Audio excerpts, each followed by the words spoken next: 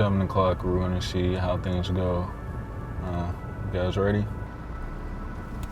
Today, me and my homie EJ, we're going to take a tour through Chapel Hill on our way back to Durham so you guys can see what an everyday driving experience is like through my eyes.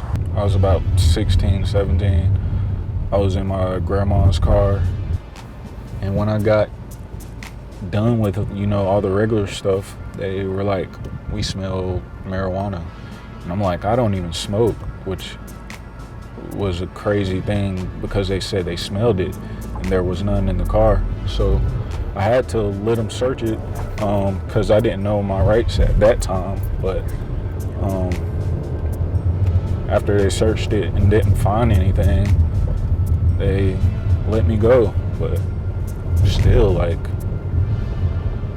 how can you make up a smell? Like, I don't understand that.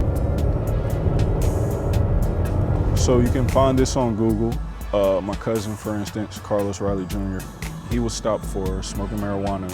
The cop never found any. They got in a confrontation, and next thing you know, he's serving 10 years in prison. Well, it's as common as blowing your nose. 100% of my friends have been stopped for crazy reasons or stupid reasons. I'd say about 80%. Let me rephrase that. 100% of my black friends. Yeah, okay. He pulled me over, so I'm like, okay. But then he began to ask me about drug trafficking in Durham for some reason. Luckily, I had 2 other guys with me, because if it was just me, it would be my story against his. And it was just, it was one of those moments, like, is he really about to, plant something on us, or is this about to go downhill from here? All right, it's 10 minutes. Nothing has happened. I'm surprised, but then again, I haven't seen any police either. It's green. Yeah, I know. Oh, sorry. Racial profiling. It's a very real phenomenon.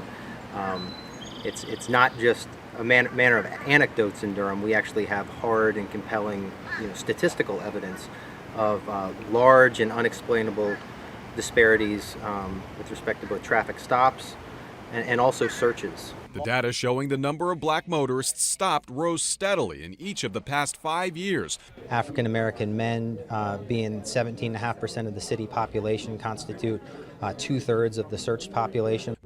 Does that mean that you don't believe me? And I feel like they believe me only because there's clear numerical statistics on the disparities, that everybody can see, so. If you are a male, I know here in Durham, if you're a male and it's night and you're driving, depending on where you are and what you're doing, you have to be extra cautious. You have to be kind of almost strategic, the roads that you take, because then they're going to be road stops. And you have to be, make sure that you and everything, everyone with you on that is legal. Every time you get in the car, you're at risk by the people who are supposed to keep you safe. I mean, you can't change your skin color. You're born this color. 30 minutes, been driving around, seeing accidents. That's where the police are, so we're good. Not following us. Do you want to see that freaky stuff?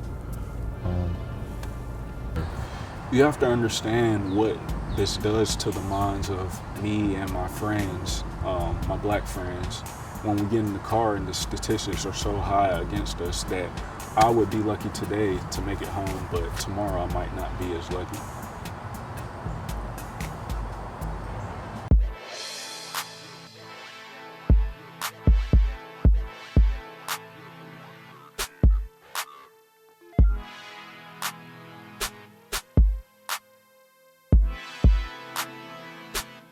African Americans in Durham are still 165% more likely to be pulled out of their car and subjected to intrusive and invasive searches, even holding all things equal.